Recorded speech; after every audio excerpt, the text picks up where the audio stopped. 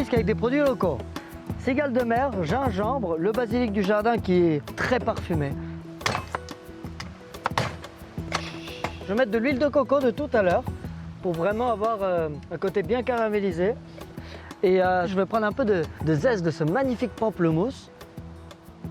Je vais faire une brunoise de cette germe de coco avec le concombre et après la mettre à l'intérieur de la bisque pour vraiment avoir un peu un côté très frais qui va se marier avec la vanille, quoi.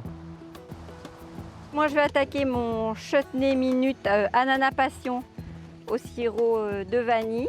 L'ananas, il va briller, il va dorer et en fait, il va être beaucoup plus souple dans le chutney. L'élixir de vanille. Oh là là. Ouais, et je vais gratter un bâton de vanille que je vais rajouter. Hop là. Voilà, Ah bah c'est beau ça. mon chutney est terminé. Donc là, je suis en train de faire le maï-maï, donc j'ai vu un beau morceau au marché. Donc j'ai pris la queue parce que c'est vrai qu'on n'a pas l'habitude de manger parce que tu sais, c'est toujours trop fibreux. Et là, bah, je me dis, je vais peut-être faire un truc, donc peut-être mettre du coco à l'intérieur, le rouler. Donc là, j'ai ma casserole avec l'eau de coco, j'y mets le lait, ensuite directement les pots, tu vois, pour donner encore plus de gras. Et là, ce que je vais faire, je vais mettre la casserole directement dans le feu. Et une fois que ça va être frémi, quoi, c'est là que je vais commencer à pocher.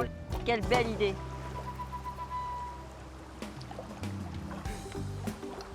Moi de mon côté, au fait, la bisque elle a bien réduit. Je l'ai mouillée avec un peu d'eau de coco.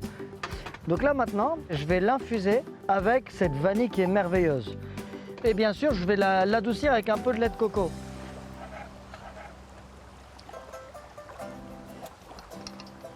Donc là, regarde, je vais te montrer le mahi-mahi. Ah oui, ça Donc là, il est m'intéresse. juste poché.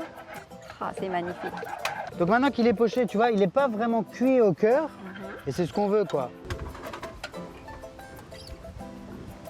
Et là, je vais le rouler dans le pak choy à l'aide de feuilles de banane. Donc en fait, l'eau de coco, il y a du sucre. Donc on va faire un caramel d'eau de coco.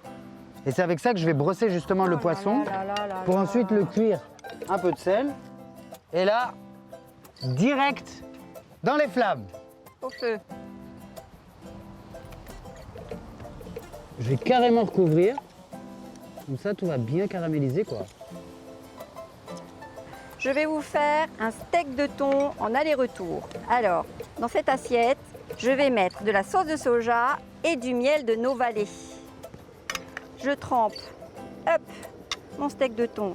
Ça va lui donner une belle couleur. Ça va le caraméliser, hop. Voilà, Ah, ça, Oh donne, là hop là.